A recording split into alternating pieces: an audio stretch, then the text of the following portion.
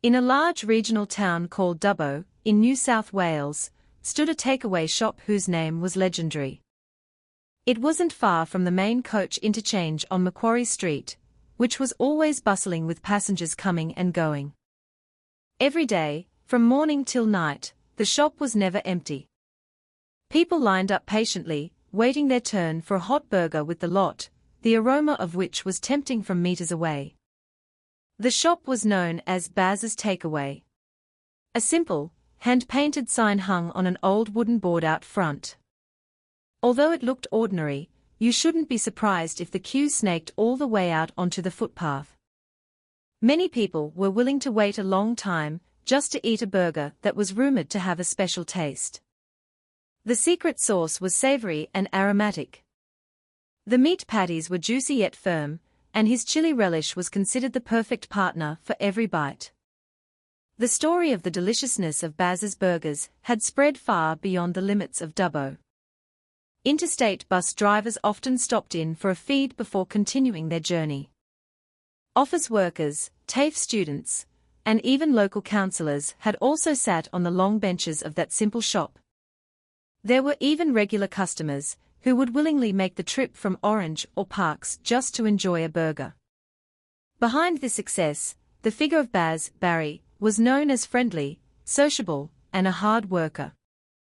Locals often told stories of how he started his business from a small food van. With perseverance and patience, he was finally able to open a permanent shop on the main road. Many admired his story. With the profits from selling burgers, he was able to put his 2 children through university. However, whispers slowly began to emerge that made some residents feel doubtful. There was a young bloke who had briefly worked in the shop's kitchen. He claimed to be baffled because every time he was asked to buy beef mince from the local butcher, Baz always refused. He said he already had a special supplier who delivered the meat late at night. That story was initially dismissed as just talk. Who would dare to doubt the most famous burger joint in town?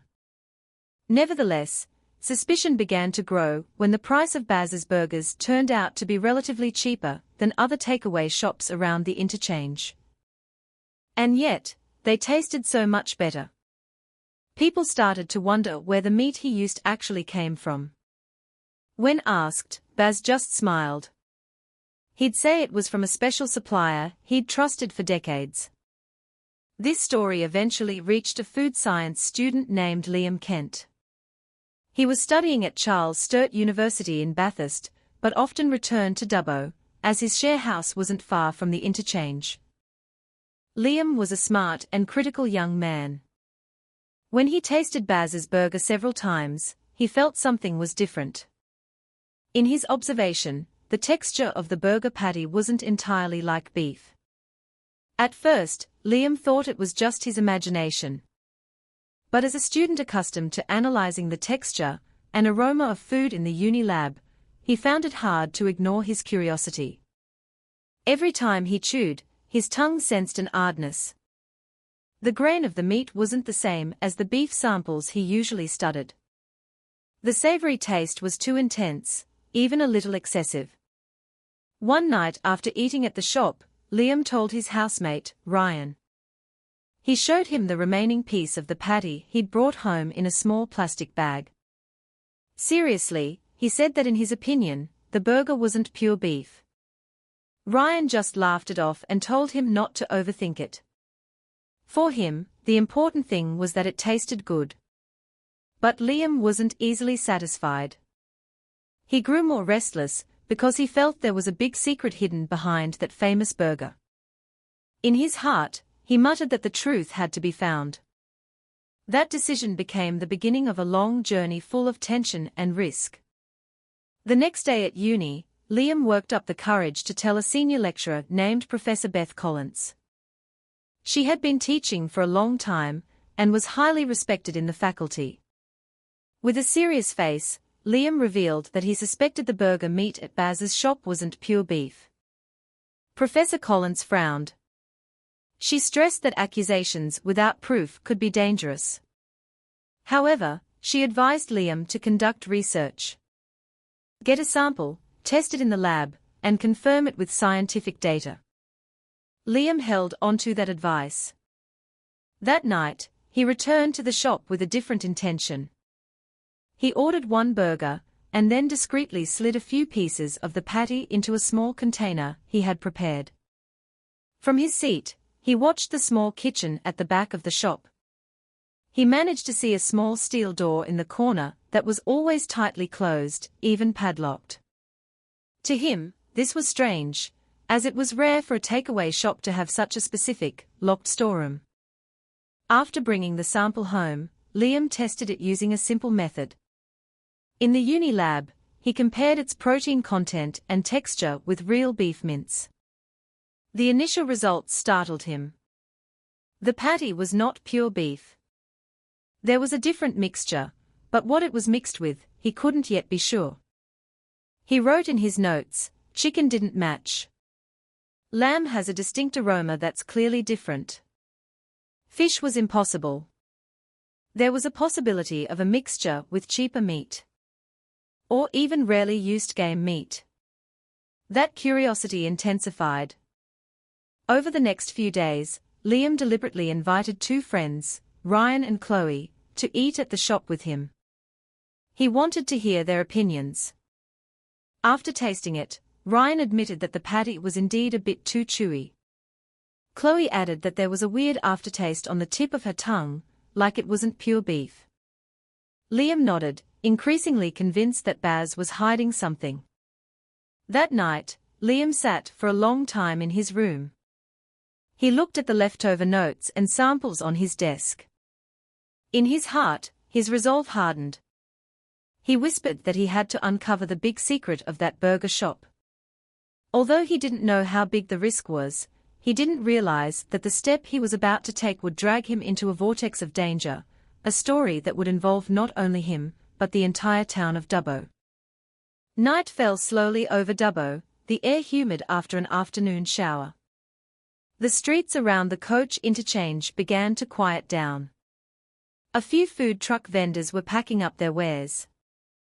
Only the lingering aroma of kebabs and hot chips lingered on the night breeze. In the distance, the sound of the last coach departing for Sydney could be heard. Amidst this atmosphere, Liam sat again on the long bench at Baz's takeaway. From the outside, it looked normal.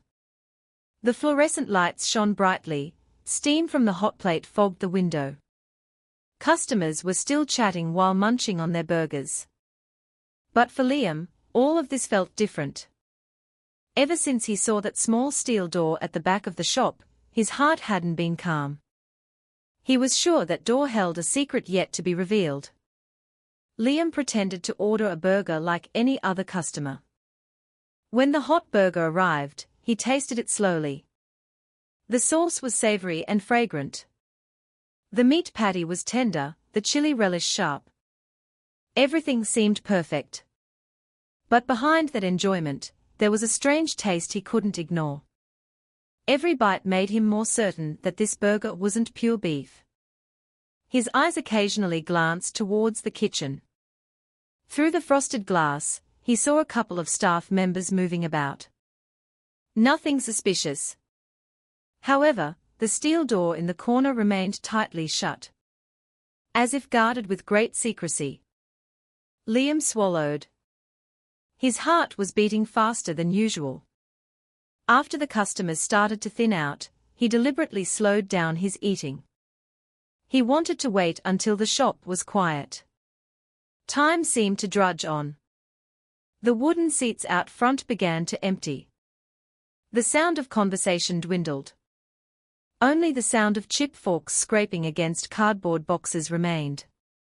One by one, customers left until only a few people remained. The clock showed just past 9 p.m. Just as Liam saw Baz walk towards that steel door, the middle-aged man pulled a key from his pocket, opened the lock, and went inside with hurried steps. A few minutes later, he came out dragging a large, and labeled Hessian sack. The sack was clearly heavy, as his shoulders were tense. After the sack was inside the kitchen, the door was locked tight again. Liam watched this event with a pounding heart. He couldn't look away. What was in that Hessian sack? Why did it have to come in through a door that was always locked? Those questions echoed relentlessly in his head. The night grew later. The last customer left the shop. The staff began to pack up. The floor was mopped, tables wiped down, chairs stacked in a corner. One by one, they said goodbye and went home. From a distance, Liam watched. Only Baz remained inside the kitchen. The atmosphere around the interchange grew quieter. The night air carried the scent of diesel from a bus that had just passed. The streets were deserted, with only the occasional car passing by. Liam stood up from his bench, walking slowly towards the dark laneway beside the shop. From there, he could peek into the back of the shop. He approached cautiously. From a small, half-open window, the kitchen light seeped out. Liam pressed his eye to the gap. The sight he saw made the hair on his neck stand on end. On a large stainless steel bench, the Hessian sack was open. Its contents were lumps of pale, brownish meat. The grain was coarse, and a strong, gamey smell wafted from it. Baz looked busy. His hands moved deftly, mincing the meat with a large cleaver. After that, he placed the chunks on a scale, jotted down a number in a book, and then fed them into a large commercial grinder. The sound of the machine roared, filling the room. Liam was stunned. That was definitely not the fresh beef mince he knew. Cold sweat dripped down his temples. He quickly ducked down, afraid his shadow would be seen from inside. His heart beat like a war drum. He tried to control his breathing to avoid panicking. In his heart, he whispered that a big secret was well and truly hidden behind that steel door. However, he still didn't know what kind of meat was actually being used. Liam retreated slowly, leaving the narrow laneway. He walked quickly towards the main street. The dim streetlights added to the eerie feeling. He occasionally glanced back, worried someone had noticed his presence. Only after he felt he was far enough away did he dare to breathe a sigh of relief. That night, he returned to his share house with hurried steps. In his room, Liam sat stunned. The sound of the wall clock ticked softly, but his mind wouldn't stop racing. He looked at the notebook on his desk, then wrote down his experience from that night. His handwriting was messy but full of determination. He wrote that he had to get into that storeroom one day. Not just peek through the window. Only then could he bring back tangible proof. Before sleeping, Liam briefly told Ryan, who had just come home.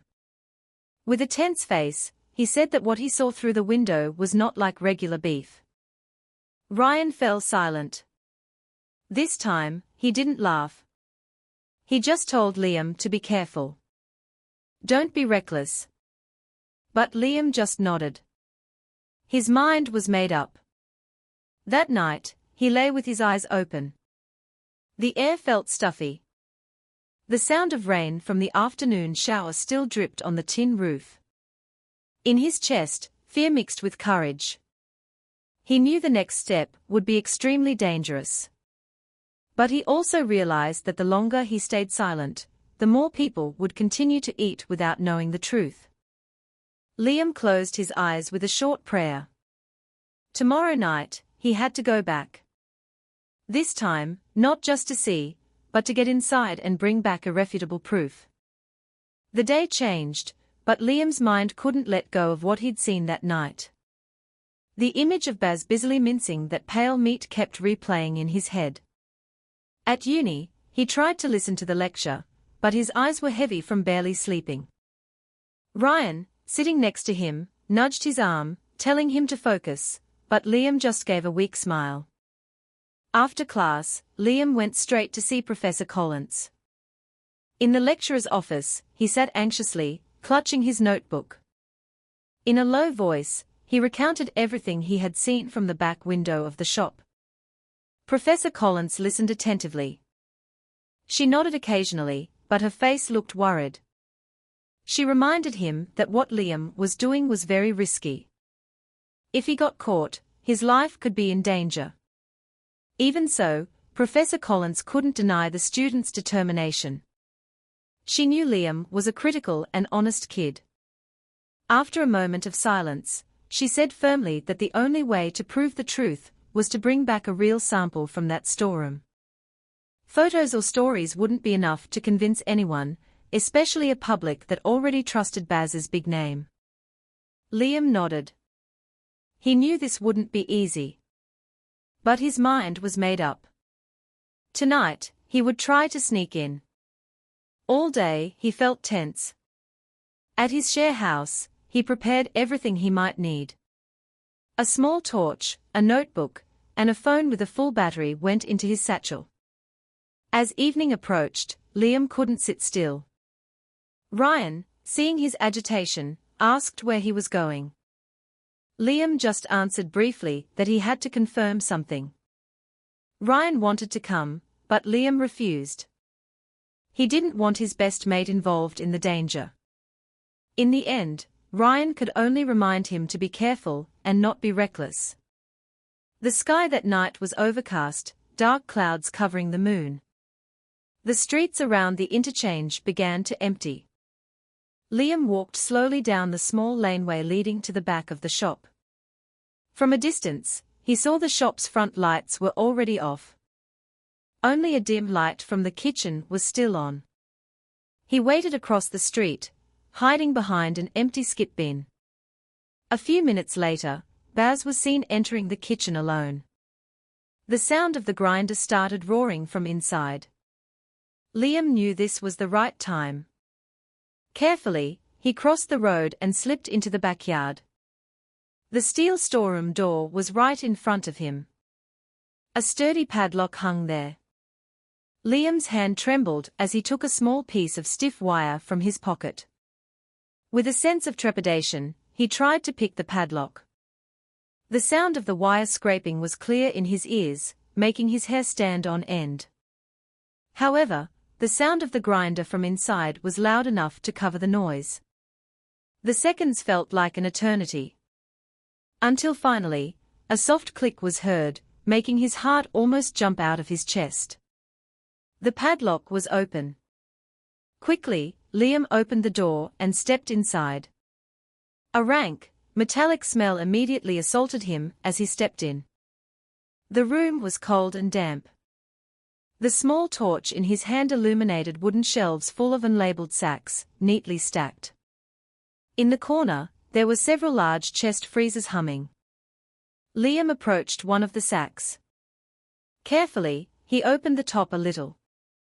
His eyes widened. The sack was full of pieces of pale, brownish meat. The grain was thick, not like fresh beef. The gamey stench stung his nose, making his stomach churn. He quickly pulled out his phone and took several photos as evidence. Not satisfied with just that, Liam tried to open one of the chest freezers.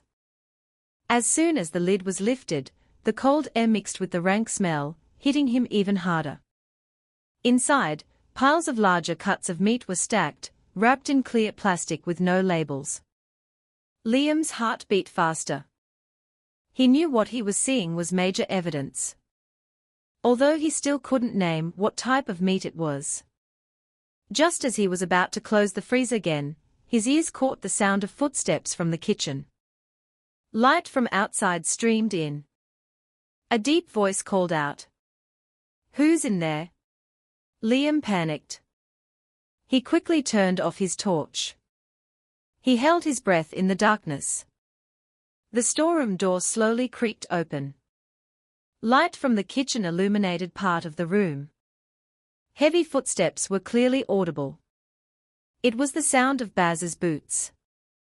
In a low but sharp voice, he muttered that someone had dared to enter his storeroom in the middle of the night. Liam hid behind a stack of sacks. His hand trembled, holding his phone. Cold sweat poured down his temples. If he was caught, it was all over. The atmosphere grew more intense. Baz stepped closer, checking the sacks one by one.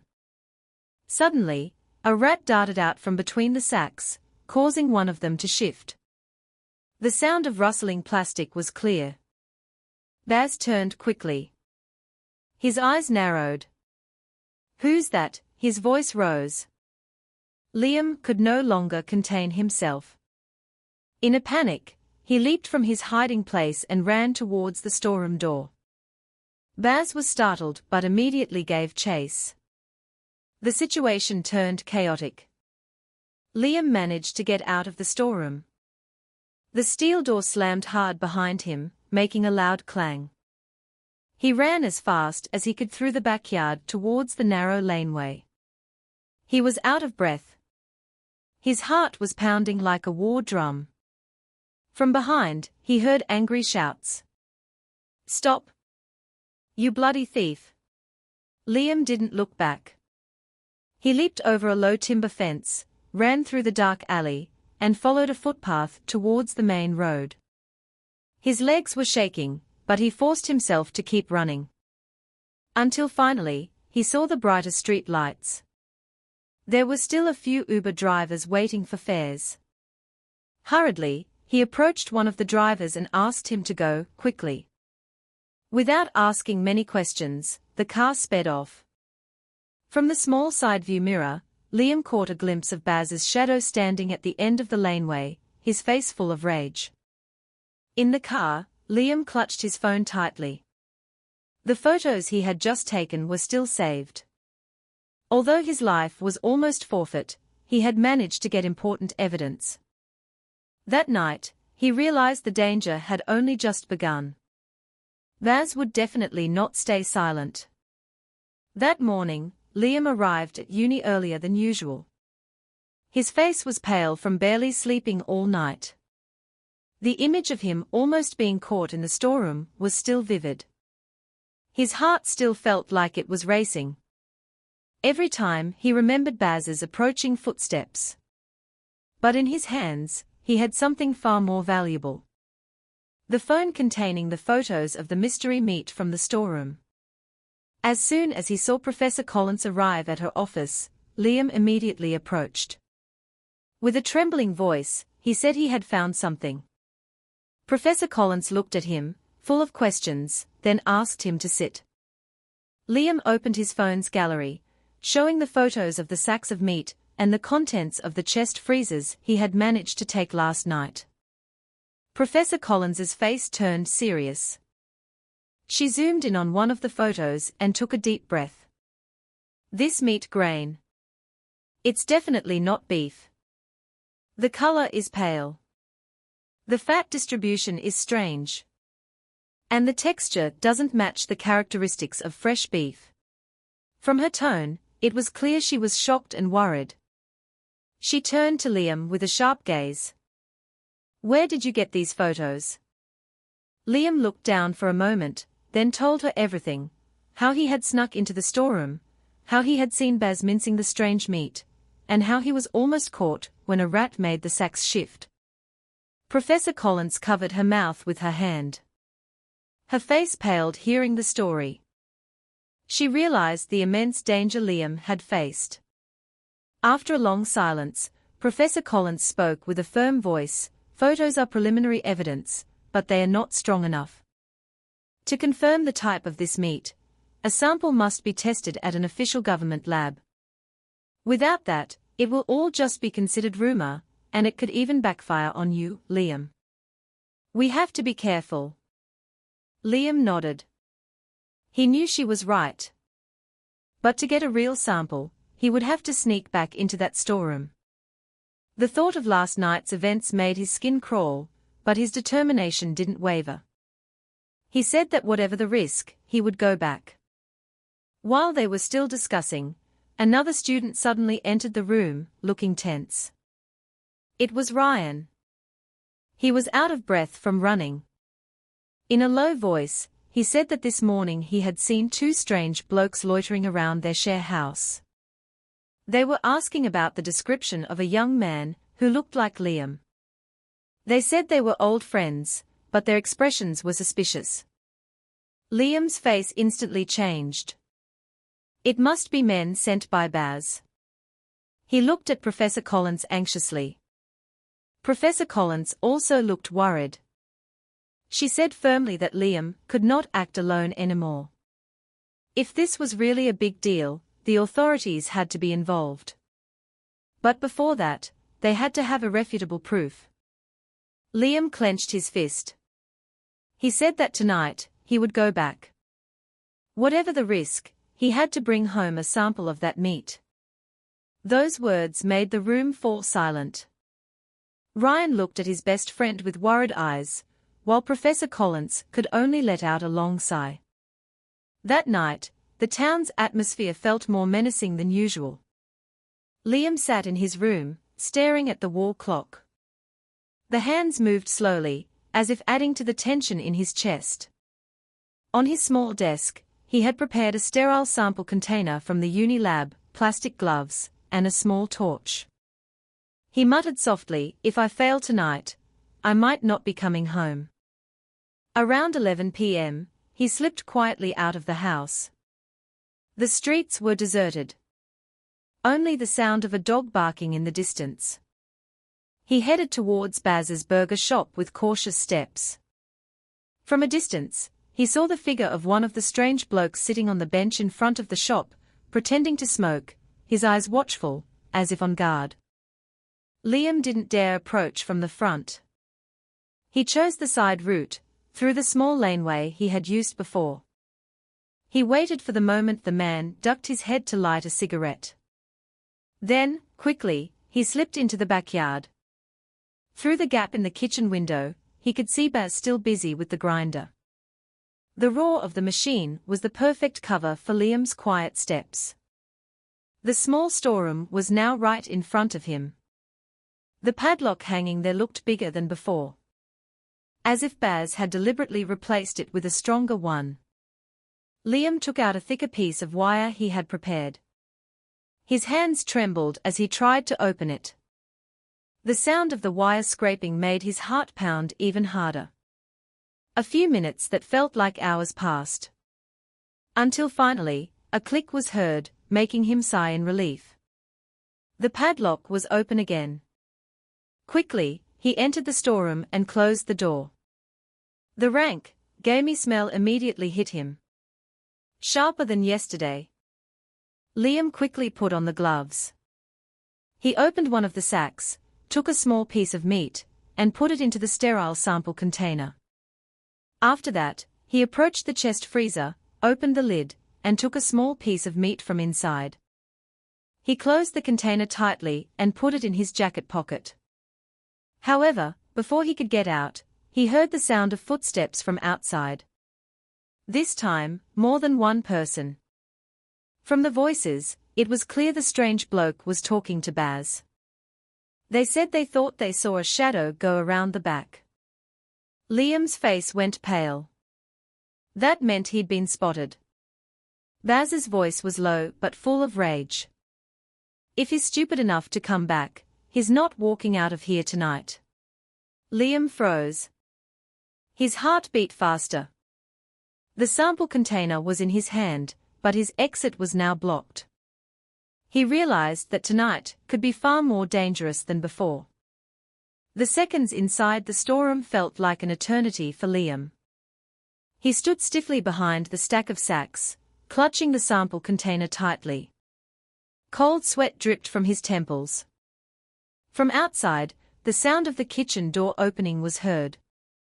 Light flooded in, cutting through the darkness. The sound of footsteps grew closer, heavy and steady. Baz, along with the two strange men, stepped inside. The door creaked as it was pushed, making Liam's hair stand on end. Baz spoke in a loud voice. "I know you're in here. Come out before I have to drag you out myself." The atmosphere became silent. Only the hum of the chest freezers could be heard. Liam held his breath as hard as he could. He pressed his body against the wall, hoping his shadow wouldn't be seen. However, his heart knew he couldn't hide for long.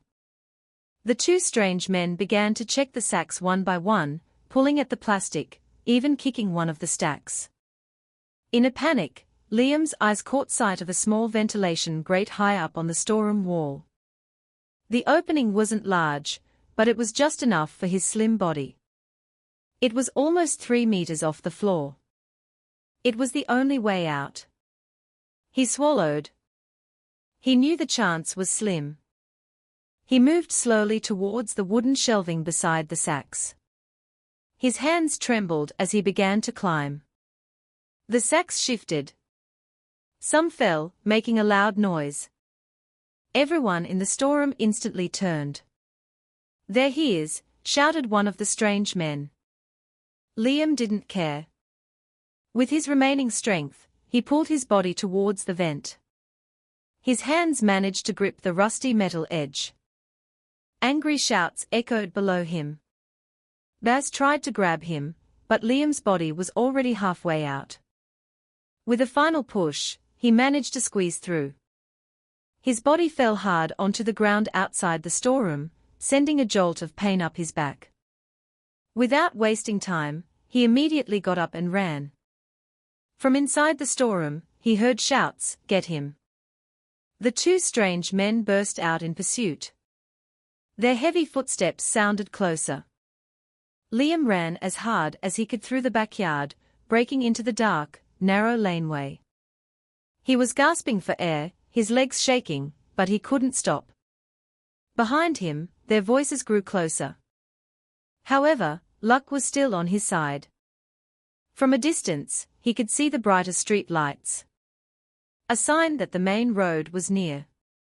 He increased his speed, jumped a low timber fence, and followed a small path towards the relative bustle. Finally, he reached the main road. A few cars were still passing. Liam waved his hand at a local taxi that happened to be passing. Panicked, he asked the driver to just go, quickly. Without many questions, the taxi sped off, leaving the narrow laneway behind. From the small rearview mirror, Liam saw the two strange men stop at the roadside, exhausted from the chase. Behind them, Baz stood, his face full of rage, staring intently at Liam as he disappeared into the distance. In the taxi, Liam clutched the sample container in his jacket pocket. His hands were still shaking, but his heart was relieved. He had managed to bring back real proof. That night, he returned to his share house, exhausted. But his eyes stayed open. He knew the fight wasn't over. The next morning, he went straight to Professor Collins at the uni lab. As soon as she saw the sample container, her face turned serious. Carefully, she opened it and examined the contents. Liam explained that he took one piece from a sack and another from the chest freezer. Professor Collins nodded and immediately prepared an initial test using a simple analysis method. A few minutes later, the comparison results appeared on the computer screen. The protein levels and muscle fiber were clearly different from beef. Professor Collins's face tensed. "This isn't beef," she said softly. Liam felt his blood run cold. So the suspicion was true. However, Professor Collins held him back. "We can't announce anything yet. This result must be further tested at the official state government lab. Without that, it can all be dismissed as speculation. Remember, Liam, we are dealing with a big business that has a lot of loyal customers. If this rumor spreads without solid proof, it could be dangerous." Liam nodded. He knew the road was still long. That afternoon, they took the sample to the official lab. The process took time. Liam waited anxiously, pacing back and forth in the corridor, clutching his notebook. Ryan and Chloe came to keep him company, trying to calm him down, even though their faces were also tense. A few hours later, a lab analyst came out carrying a folder with the test results. His face was serious. He said that based on DNA analysis, this meat contained no beef at all. Its composition was kangaroo meat, and several other unidentified additives. The room immediately fell silent. Liam covered his mouth, trembling. Professor Collins stared at the test results with a grim face. This fact would clearly shake the town. All this time, the community believed they were eating beef burgers, but the reality was far different. Liam clenched his fists. He said firmly that this wasn't just about reputation, this was about honesty and public health. The residents had a right to know what they were eating. However, Professor Collins reminded him again, Baz will definitely not stay silent. If this information leaks, Liam, you could be the first target. Liam took a deep breath. He looked at the test result folder with eyes full of determination. Whatever the risk, the truth had to be revealed. He realized the next step was the most dangerous, exposing this secret to the public. That day, the sky over Dubbo was overcast, but the atmosphere in Victoria Park was incredibly lively. The annual Dubbo Food and Wine Festival was underway. Dozens of traditional food stalls were lined up neatly. From steak sandwiches and sausage sizzles to various market treats. Residents came in droves with their families. Children ran around holding balloons, while modern folk music played from the main stage. Amidst the hustle and bustle, Baz's takeaway stall stood the most magnificent. A large banner reading, Dubbo's legendary burger, was stretched across the front of the marquee. The queue of buyers snaked back a long way. People couldn't wait to taste a burger considered a town icon. The event organizers had even prepared a special regional cuisine award for Baz, as a symbol of local culinary pride. But in another corner, Liam stood with a tense face. In his hand was a folder containing the official lab results and a USB stick filled with photos and footage from his investigation. Beside him, Professor Collins kept him company. She looked anxious, but remained faithfully by her student's side. Professor Collins whispered softly, Liam. If you do this, there's no turning back. Are you ready? Liam looked at the stage with determined eyes. He said in a low voice that he was more afraid of staying silent. When the MC invited Baz onto the stage to accept the award, thunderous applause echoed throughout the park. The crowd cheered, phone cameras flashed, and Baz's face looked proud as he walked up. His wide smile radiated confidence, as if nothing could shake him. But just before the award was handed over, Liam stepped forward. His voice rang out, cutting through the crowd. Excuse me. I can't let this award be given until the town knows the truth. The crowd immediately erupted. People whispered, some stared in confusion, others shouted, asking who this young man was. Baz turned, his face instantly clouding over. In a sharp tone, he asked what Liam meant. Liam raised the folder high. He said that he was a food science student who had conducted research. The burgers from Baz's shop were not pure beef. The DNA results showed that the patties contained kangaroo meat, as well as unidentified mixtures that were hazardous to health. The crowd became even more chaotic. Some shouted in disbelief. Some covered their mouths, feeling sick. Some even cried, feeling they had been deceived. The voices mixed into a massive uproar. Baz's face turned beet red. With a trembling voice, he denied it. Bullshit.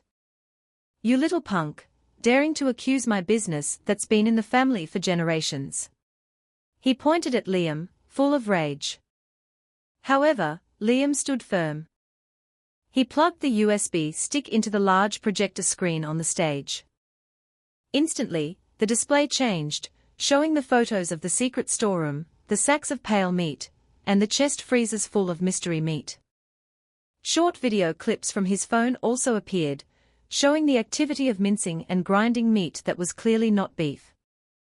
The crowd fell silent for a moment, then roared back to life. Shouts mixed with sobs. A mother hugged her child, murmuring that they ate there often. A man who worked as a truck driver looked down, disappointed because for years he had believed those burgers were genuine beef. Not only that, the screen also displayed the lab results with the official state government stamp. The writing was clear, stating that the meat contained no beef whatsoever. A local councillor, who was at the event, got on stage. With a serious face, he said that if this evidence was true, the burger shop must be shut down immediately and dealt with by the law.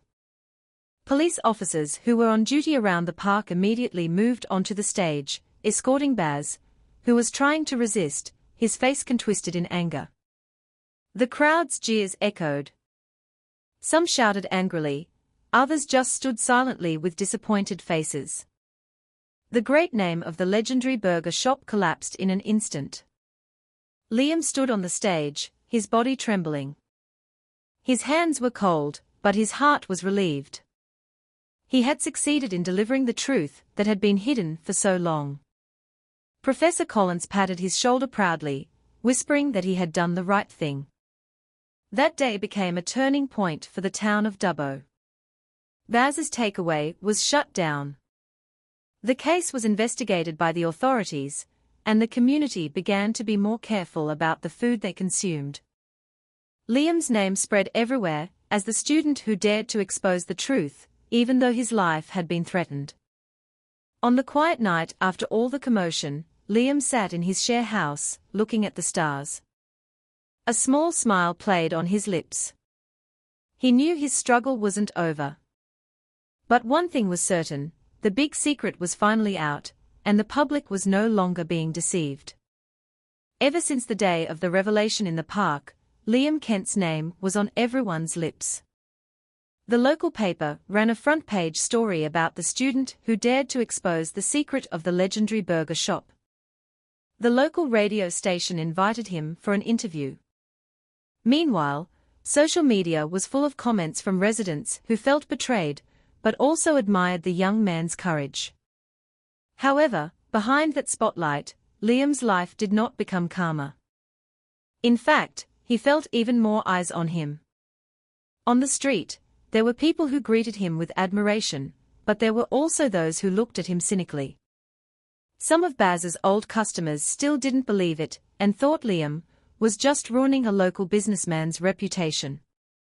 At his share house, Ryan often warned him to be careful. Several times, unfamiliar blokes were seen hanging around the house. It wasn't clear who they were, but their stares were suspicious. Chloe had also received an anonymous text message telling Liam to stop talking about the case. All of this made Liam's nights once again filled with anxiety. Professor Collins tried to calm him down. She said that the truth wasn't always easy to accept, but in the end, time would prove who was right. She also advised Liam to stay focused on his uni course. He couldn't let this fight destroy his future. Meanwhile, the news about Baz was just as big.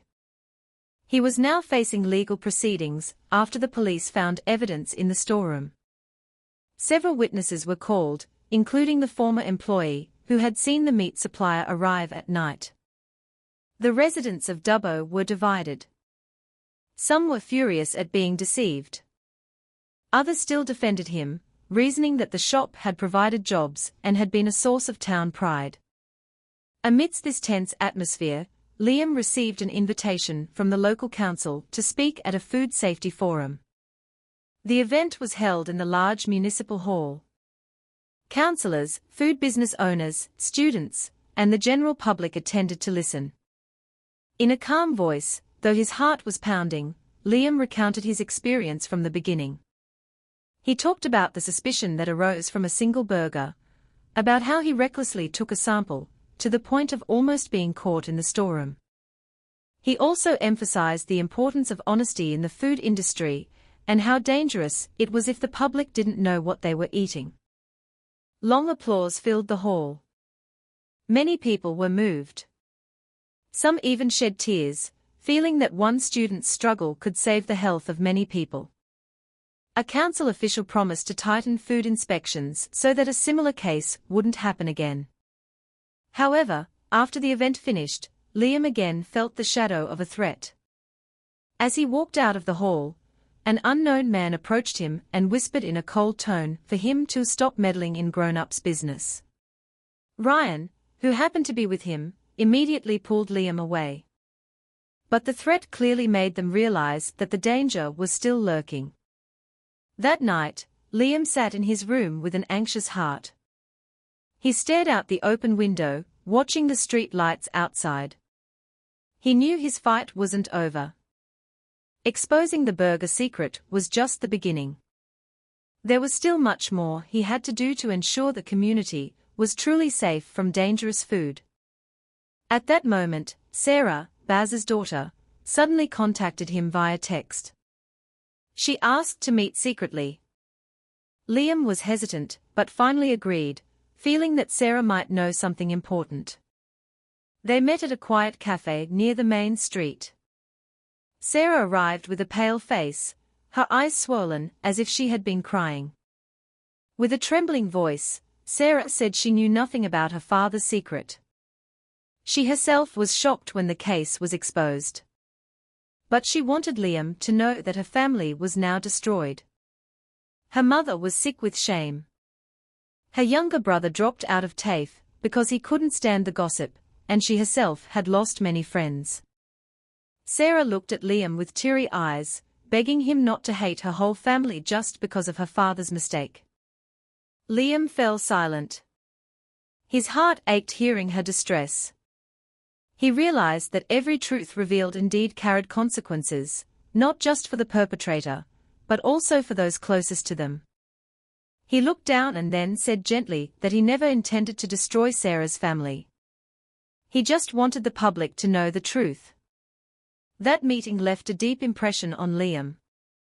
From that night on, he became more aware that his courage wasn't just about right or wrong, but also about how to bear the burden of the decisions he had made.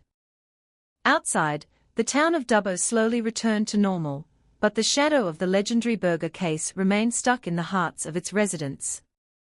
Liam's name became known not only as a brave student, but also as a reminder that honesty is the main foundation of any business. The days after the meeting with Sarah felt different for Liam. Every time he remembered her pain-filled face, his heart ached. He began to realize that behind his courage in exposing a big secret, there was a family that had to bear the shame and ridicule. It wasn't just Baz who had fallen, but also his wife and children who knew nothing. At uni, Liam was still in the spotlight. Some lecturers praised his bravery. Some students saw him as an inspiration. But quite a few whispered behind his back, calling him an attention seeker. Liam learned to restrain himself, not to retaliate, just to keep his head down and walk on calmly. But inside, he still felt the weight. Ryan and Chloe often kept him company, so he wouldn't feel alone. They knew Liam was now carrying a burden greater than just threats. He had to face social pressure, ridicule, and even guilt towards Sarah's family. In his room, Liam often sat lost in thought, staring at his notebook full of scribbles. He wrote one sentence over and over: "The truth always has a price." One afternoon, Sarah contacted him again. She asked to meet at the city library, a quiet place far from the crowds. Liam hesitated, but he knew Sarah needed someone to listen. They met in the corner of the library, sitting opposite each other at an old wooden table. Sarah spoke in a low voice. She said her mother was getting sicker due to the mental stress. Every time she left the house, there were whispers from neighbors. Her brother now shut himself in his room more often, ashamed to mix with his friends. Sarah herself was forced to quit her job because she couldn't stand the stares from her colleagues. She looked at Liam with teary eyes. Liam looked down, feeling the weight of those words. He wanted to explain that this was never his intention. He just wanted the public to know the truth. But those words seemed insufficient to erase the pain Sarah was feeling. In his heart, Liam promised to help the family in his own way. From that day on, Liam and Sarah's relationship grew closer. They often exchanged messages, sometimes meeting secretly. Sarah began to open up, telling him about her childhood with a father who used to be loving. It was hard for her to accept that the father figure she knew was capable of keeping such a huge secret. Liam listened patiently, trying to give her strength. But this closeness wasn't always easy. Some of Liam's friends became suspicious when they saw him often with Baz's daughter. Some whispered that Liam had been blinded by feelings. Others accused him of going soft on the family that was clearly guilty. The gossip made Liam even more stressed. On one hand, he wanted to hold firm to the truth. On the other, he couldn't bear to see Sarah and her family suffer. He was caught in a tough spot. His nights became restless again. He lay on his bed, staring at the dim ceiling, asking himself if his fight truly brought good, or just added more pain. Meanwhile, the legal process against Baz continued. The police found clear evidence that the meat used was not as labeled. However, many residents were still divided. Some demanded a heavy sentence, others asked for leniency, reasoning he had long provided cheap food. The town of Dubbo was noisy with debate. One night, Liam received an anonymous text message. It was just one sentence. "Back off before it's too late." His heart pounded. He showed the message to Ryan, who immediately told him to be careful. Chloe was also worried, knowing the threat could come from anyone. Whether it was Baz's old cronies or other parties whose interests had been disturbed. Liam tried to calm himself. He didn't want to live in fear again. He believed his actions were right, but the message still haunted his thoughts. He felt a dark shadow was still stalking his every move. In this situation, Sarah became his strength. One afternoon they met in the lush town park. The breeze was gentle. Children were flying kites in the distance. Sarah said she didn't want to run from reality anymore. She knew her father was guilty, but she also wanted to prove that her family could still live honestly. She begged Liam not to leave them. Liam fell silent, then smiled faintly. He said he wouldn't leave Sarah. He just hoped her family could get back on their feet, the right way. Those words made Sarah sob softly, then nod.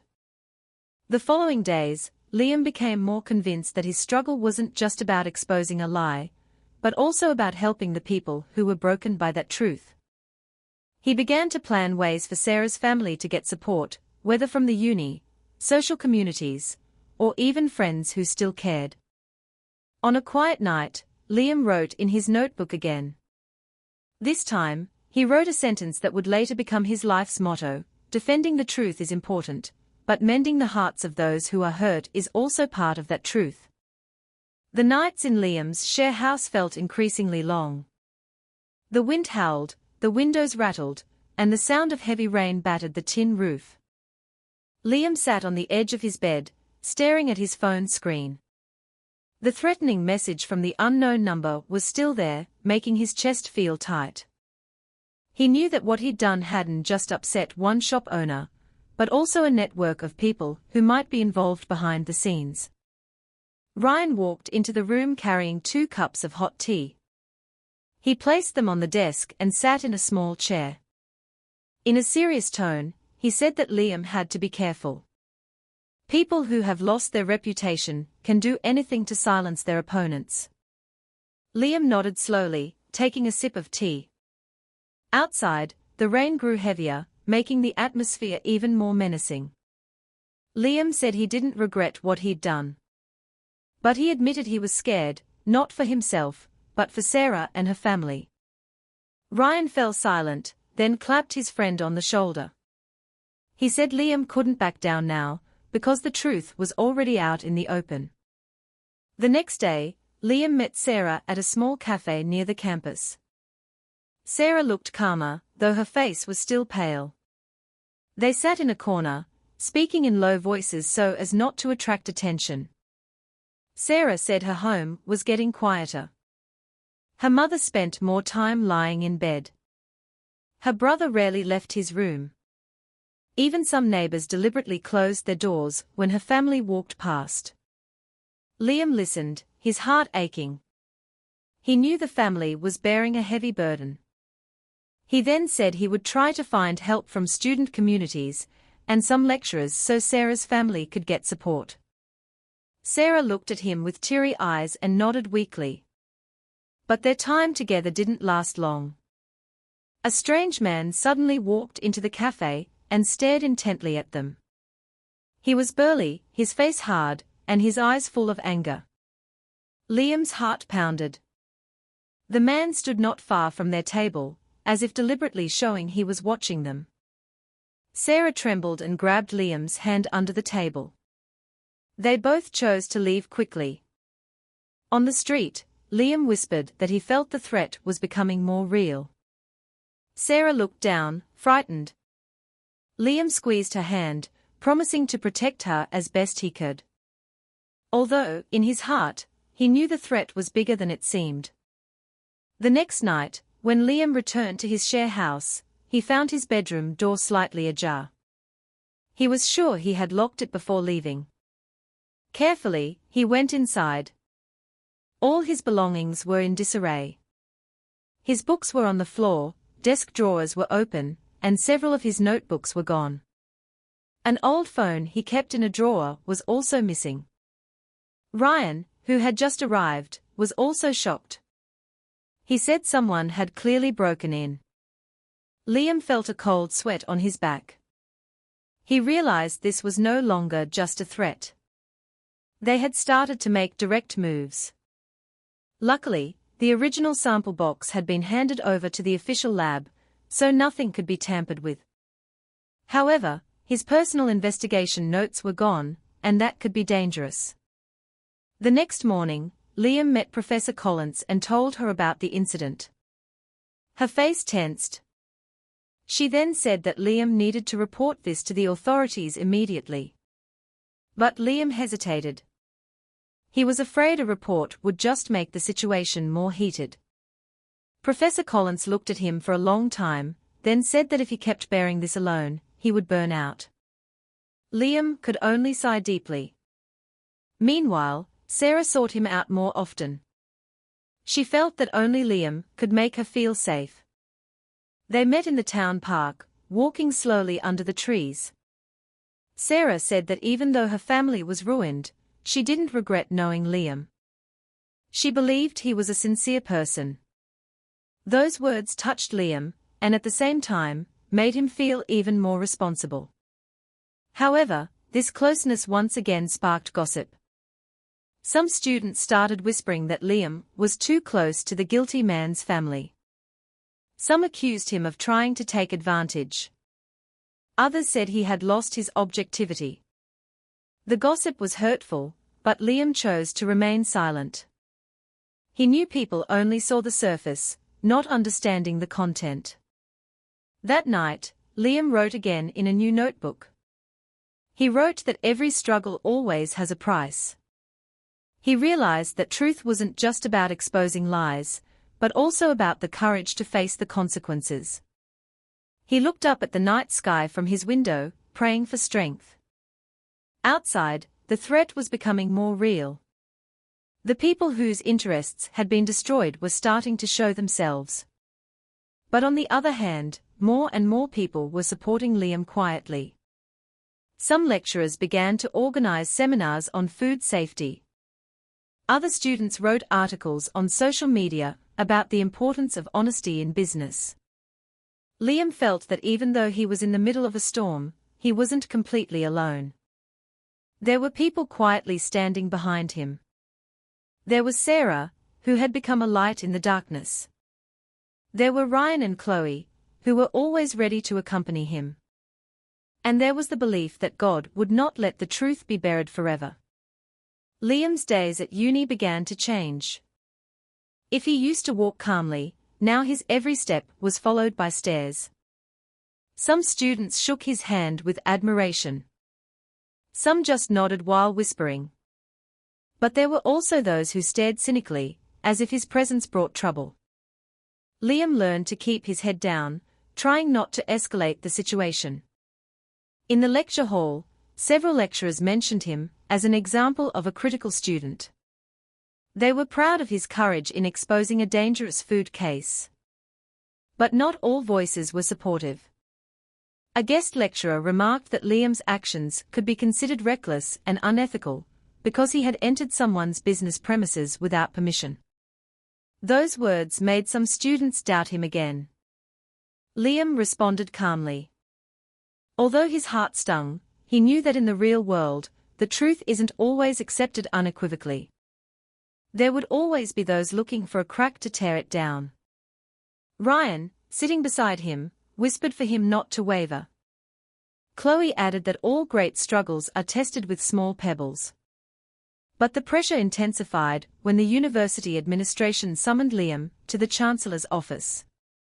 There, he was asked to explain in detail his involvement in the Baz's Burger case.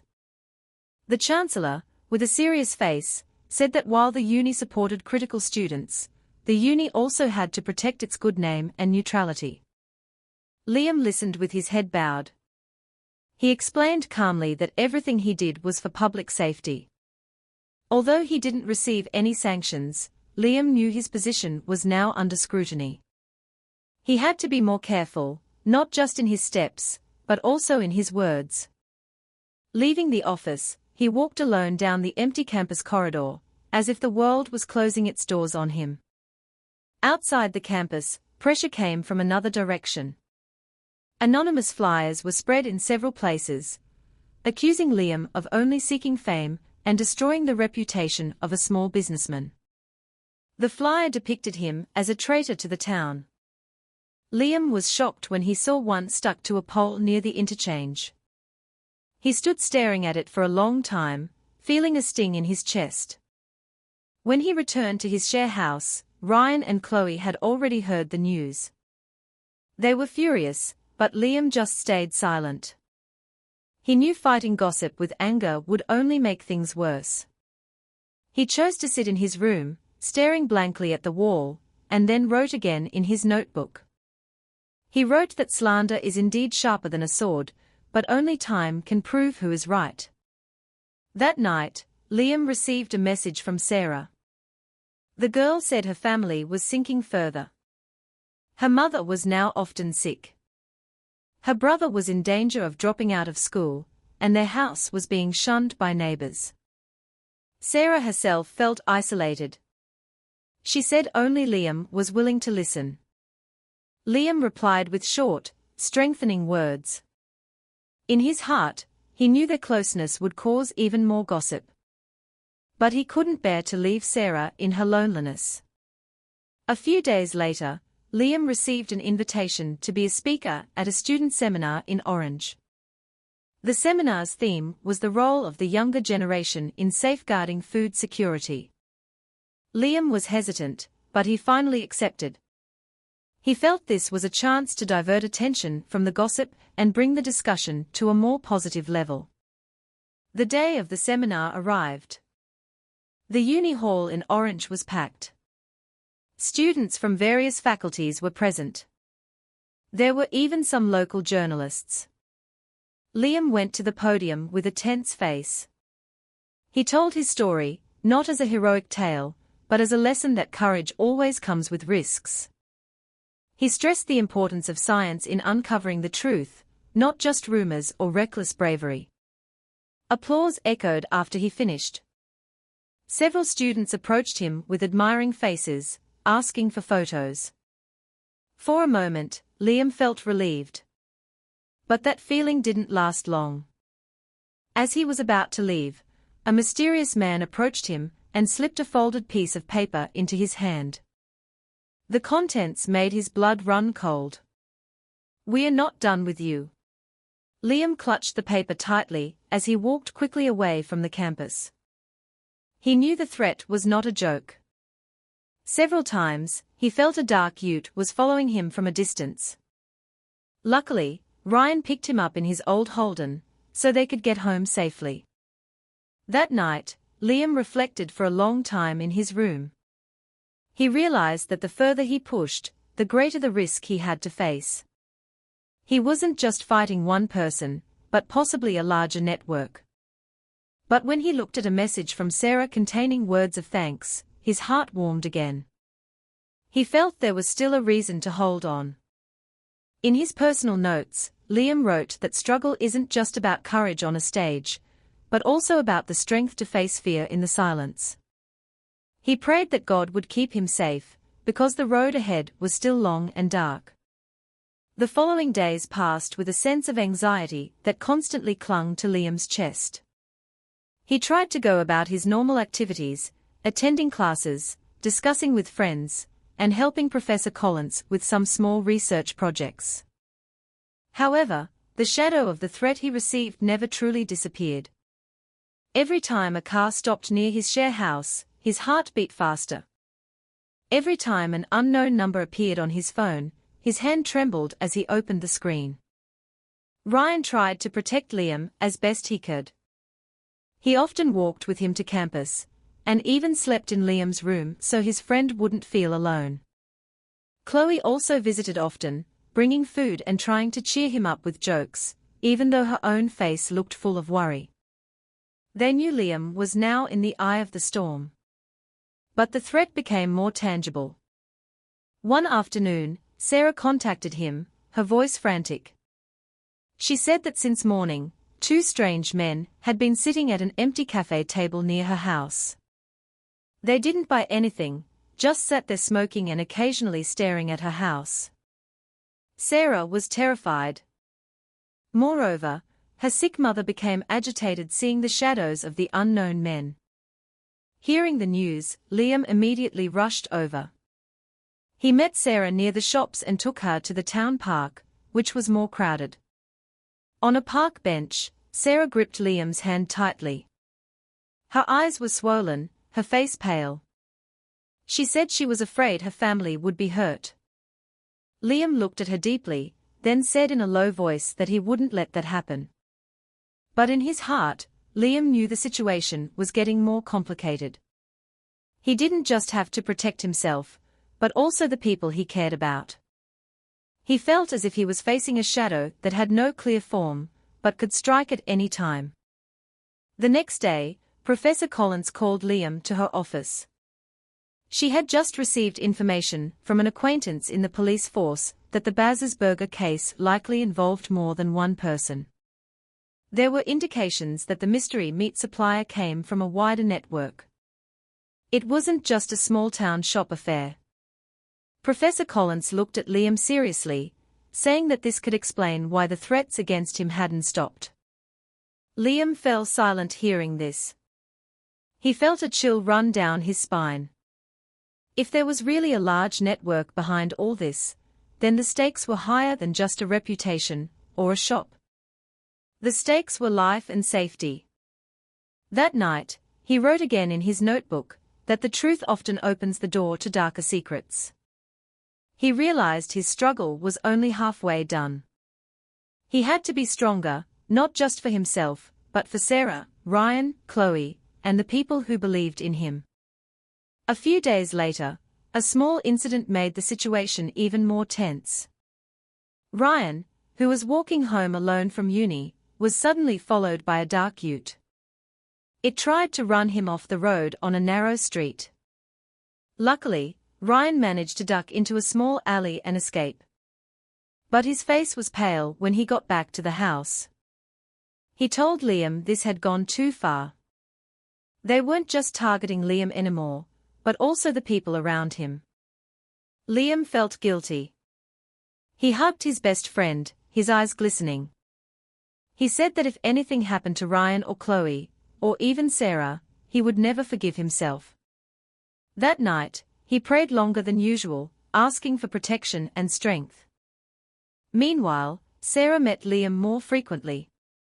They walked together on campus, sat in the canteen, or just talked in the town park. Sarah's presence gave Liam new strength. However, he also knew that their closeness put Sarah in danger too. Several times, Liam saw strange men watching them from a distance. Every time it happened, he felt the hair on his neck stand up. One afternoon, Sarah came to Liam's share house with a grim face. She said there was an unsigned letter thrown onto her lawn. The contents were brief but sharp. "Stop seeing Liam if you don't want your family to be destroyed even more." Sarah was trembling when she handed the letter to Liam. Liam crumpled the paper, his own hand shaking. He looked at Sarah with determined eyes and said he would not let threats break their relationship. However, he also realized that he had to take more careful steps now. The following days, Liam tried to attend uni as usual, but he was always vigilant. He arranged to meet Sarah in crowded places, avoided quiet streets, and asked Ryan or Chloe to accompany them if possible. Even so, the feeling of fear still haunted them. Behind it all, one thing kept Liam standing tall. He knew this fight wasn't just about him. It was about honesty, about public safety, and about the love that was now growing in the midst of the storm with Sarah. On a quiet night, Liam looked at the sky from his window. He wrote a new sentence in his notes. "Threats can come from anywhere, but a sincere heart cannot be silenced." He was sure this storm would one day pass, even if he didn't know when or how. The afternoon sky over Dubbo looked grim. Dark clouds hung low, as if holding a bad omen. Liam walked home from uni with quick steps. His heart had been anxious since morning because Sarah hadn't replied to his texts. Usually, she always answered, even if just with a short sentence. This time, it was silent, as if something was holding back her voice. When he arrived at his share house, Liam found Ryan and Chloe already waiting in his room. Their faces were serious. Ryan said he heard news from a friend at the markets. Several strange men had been seen approaching Sarah's family home. They didn't do anything, just stood on the street corner, watching. Chloe added that Sarah's mother was getting sicker, even needing special care. Liam sat down weakly on the wooden chair. He felt as if he was being cornered from all sides. The threat was no longer a shadow, but was tangibly touching the people he loved. He covered his face with his hands, whispering softly that he couldn't let this continue. That night, he reflected for a long time in his room. The sound of heavy rain outside the window added to his anxiety. He wrote in his notebook, "The truth must not stop halfway." But what if this truth actually destroys innocent people? He knew he had to make a big decision soon. The next day, Liam dared to visit Sarah at her house. The simple house now looked deserted. The wall paint was starting to peel, and the old wooden door creaked when opened. Sarah greeted him with a tired face. She said her mother had fainted last night, and her brother was even more reluctant to leave his room. Liam looked at Sarah with deep pity. They sat in the dim living room. Sarah said she felt her family had no future left. Their good name was destroyed. Her father's business was closed, and now they were the subject of gossip everywhere. Tears streamed down her face as she asked if all this was worth fighting for. Liam was silent for a long time. His heart was at war. He wanted to say that this was all for the greater good, for public safety. But he also knew those words couldn't erase the pain Sarah was feeling. Finally, he just said in a low voice that he would do anything to protect Sarah and her family. The following days, the pressure grew stronger. The slanderous flyers were spread more widely. One was even stuck on the campus gate. The contents accused Liam of being a family wrecker. Students who once admired him now began to doubt. Some distanced themselves, not wanting to be dragged into the vortex of problems. On one hand, Liam received support from student communities and some lecturers. They held seminars and wrote articles in the local media emphasizing the importance of food safety. But that support felt like a thin breeze compared to the storm of slander that kept hitting him. The climax occurred one night when Liam was walking home from the library. On a quiet street near the interchange, two motorbikes suddenly blocked his path. Four men got off, their faces menacing. One of them shoved Liam until he almost fell. They said in a sharp tone that Liam should stop meddling in business that wasn't his. If not, his life could be on the line. Liam trembled but tried to stand tall. He said he wasn't afraid, the truth had to be spoken. But one of the men shoved him harder. Luckily, at that moment, a police car on patrol passed by. The men quickly fled on their motorbikes.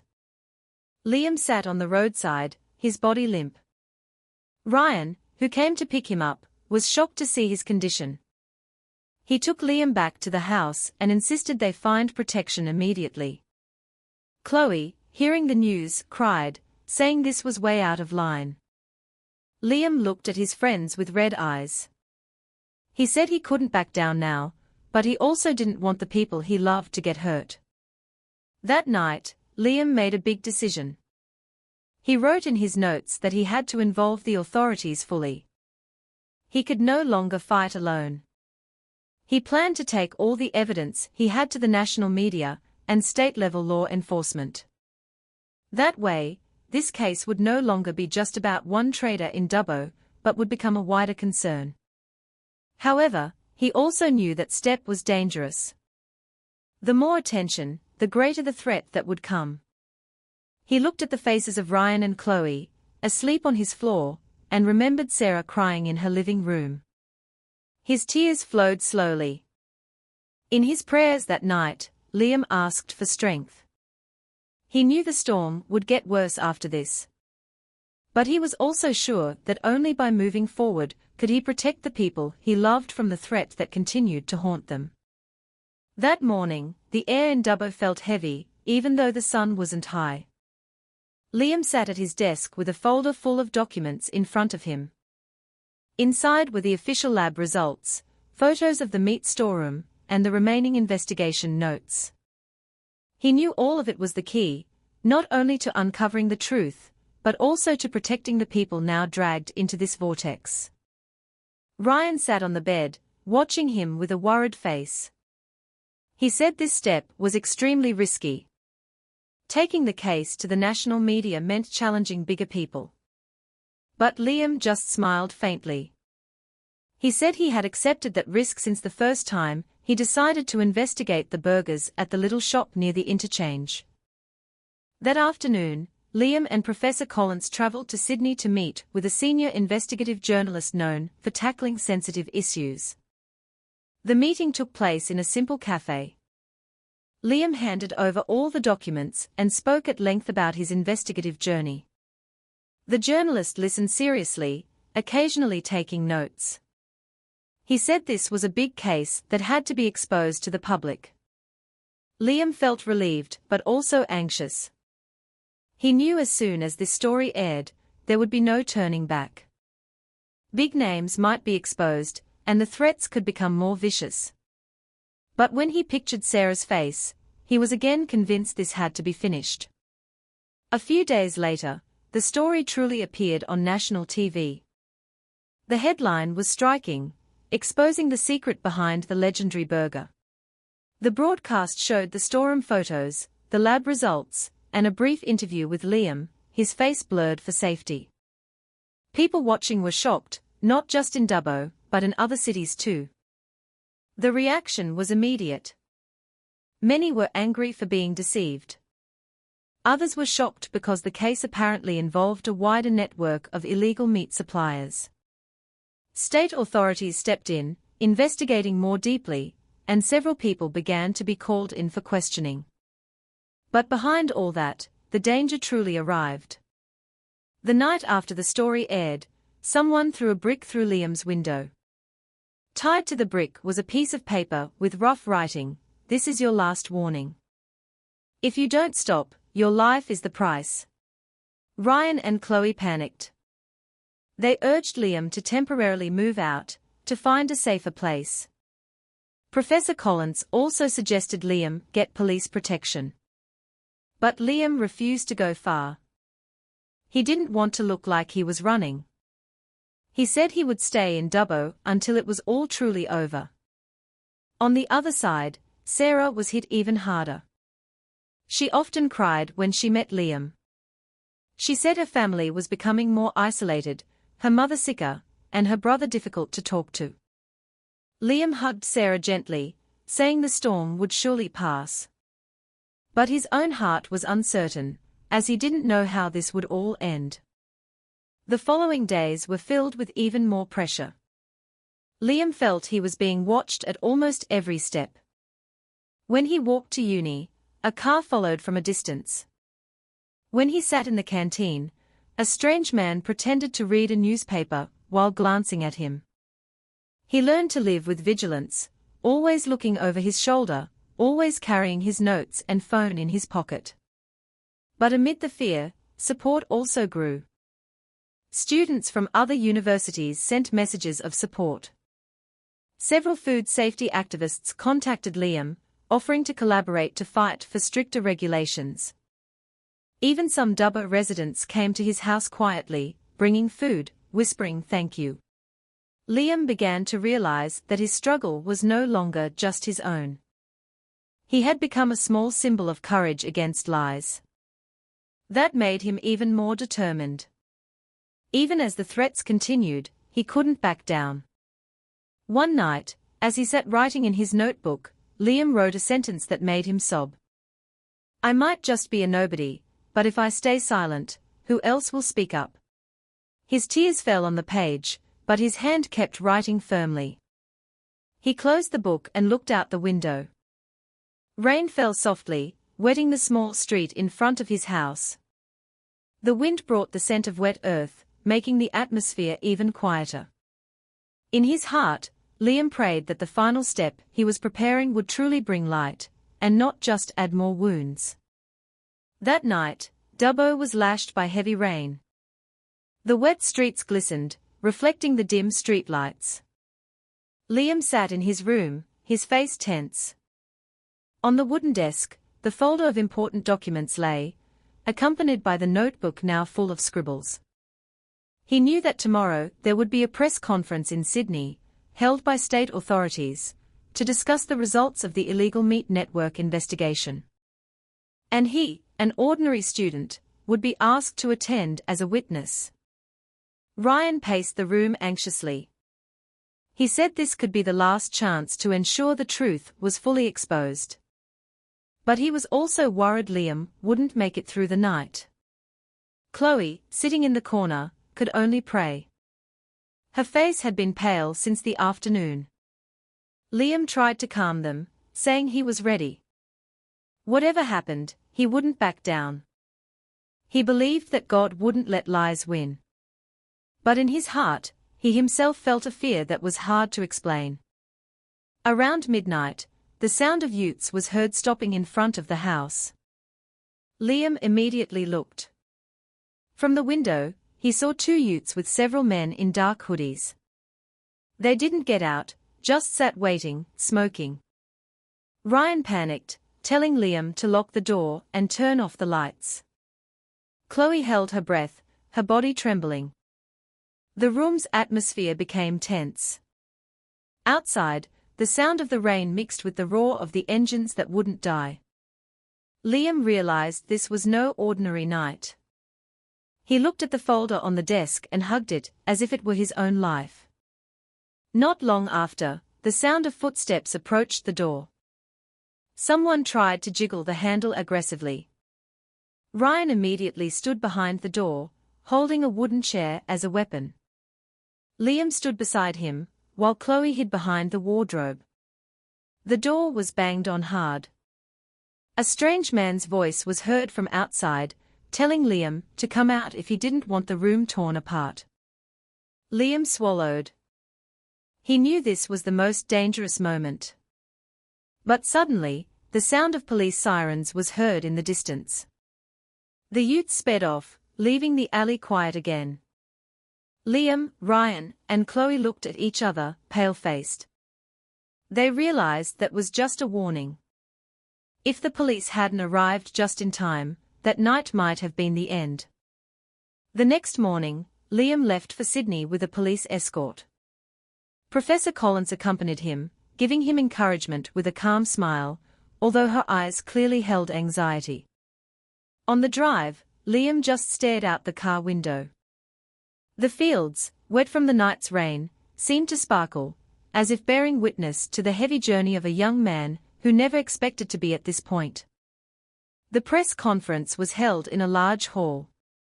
Many journalists were present. TV cameras were ready to record every word. The state authorities explained that the illegal game meat ring, which had been supplying various regions, was beginning to be unraveled. Several people had been arrested, including the main supplier, who had been working with Baz. When it was his turn to speak, Liam stepped forward. His face was pale, but his eyes were firm.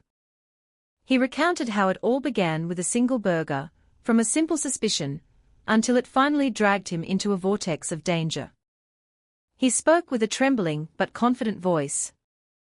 He closed with a message that truth indeed has a high price, but it must still be fought for the safety of many people. Long applause filled the room. Several journalists approached, asking questions, while cameras snapped his face from various angles. Liam felt his body was exhausted, but his heart was relieved. He knew that long struggle had now reached a turning point. But behind all the cheers of support, the threat still existed. As the press conference broke up, a man in a black suit approached him quietly and whispered that the game wasn't over. Liam turned, but the man had already disappeared into the crowd. That night, returning from Sydney, Liam looked at the stars from his window again. He felt he had just passed the peak of the storm, but there were still waves waiting ahead. In his notebook, he wrote a sentence he would always remember. "If this life is a struggle, then I choose to fight on the side of truth, even if I have to walk on a dark path." The morning in Dubbo came with soft sunlight. After days of overcast skies, the air felt fresher. Birds chirped on the rooftops, and the sound of fruit vendors could be heard from the small lanes. For some, it seemed like an ordinary day, but for Liam, it was a day that marked the end of a long, tense journey, and the beginning of a new chapter in his life. Since the press conference in Sydney, things had slowly changed. The news about the illegal meat ring spread widely. Authorities managed to arrest a number of perpetrators, including several major suppliers. Baz's name was in the main spotlight, but the public began to realize that he was just one part of a longer, more complicated chain. The legendary burger shop was now just a memory. Its sign was taken down, the shop door boarded up, and the wooden benches left dusty. Some people still came out of curiosity, but only found silence. The place that was once filled with the laughter of customers now stood as a silent witness to a lie that was finally exposed. For Liam, all of this left mixed feelings. There was satisfaction because the truth had finally emerged, but there was also sadness because many hearts were hurt. Every time he passed the interchange and saw the empty shop building, he always remembered the faces of Sarah and her family, who now had to bear a heavy burden. However, one thing kept him standing tall. Support from the community continued to pour in. Many residents thanked him for daring to take the risk. At uni, several lecturers made him a real-world example of courage and integrity. A student community even invited him to join a movement to monitor food safety in other regions. Amidst all that, Liam and Sarah's relationship grew deeper. They often met in the town park or the library, talking softly about the future. Sarah still cried often when she remembered her sick mother or her brother who had lost his spirit. But every time she was with Liam, she felt a small light guiding her way. Liam promised in his heart that he would accompany Sarah through this difficult time, not as a hero, but as a faithful friend. One afternoon, Liam invited Sarah, Ryan, and Chloe to sit together by the Macquarie River. A cool breeze blew, the river gum swayed gently, and the evening sky radiated a golden light. They talked about the journey they had been through. Ryan laughed bitterly, saying the three of them should have just been ordinary students, studying and joking, not getting involved in a story full of threats like this. Chloe added that although it was hard, this experience made them more mature and understand the meaning of friendship better. Liam listened with a faint smile. He said he never regretted it. All the fear, exhaustion, and even the threats were a worthy price for the truth. He looked at Sarah, who was sitting beside him, and said that life always gives trials, but those trials aren't to destroy, but to strengthen.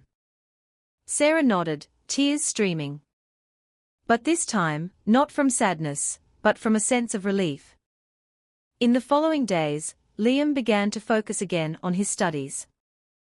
He knew his future was still long. However, every time he wrote in his notebook, he no longer just wrote about fear or threats.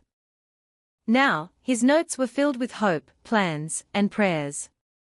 He wanted to one day become someone who could truly benefit many people, not just through a scandal, but through knowledge and service. The people of Dubbo slowly learned from the incident.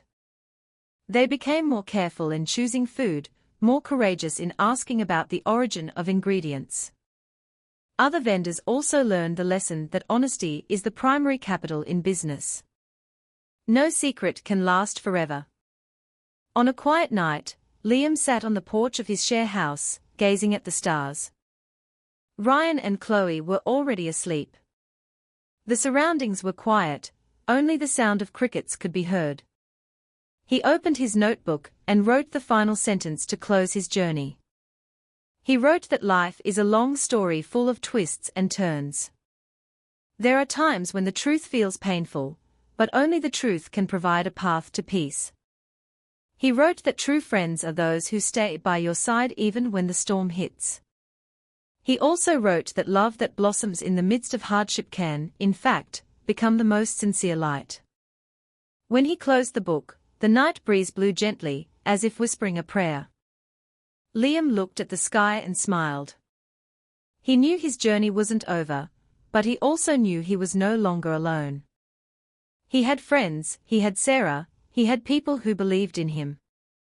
And most importantly, he had the conviction that every small step towards the truth will always matter. The story of the legendary burger, full of secrets, finally closed with a valuable lesson, not just about food, but about life, about the courage to fight lies, about the price that must be paid for honesty, and about the love that grew in the eye of the storm. The story ends here,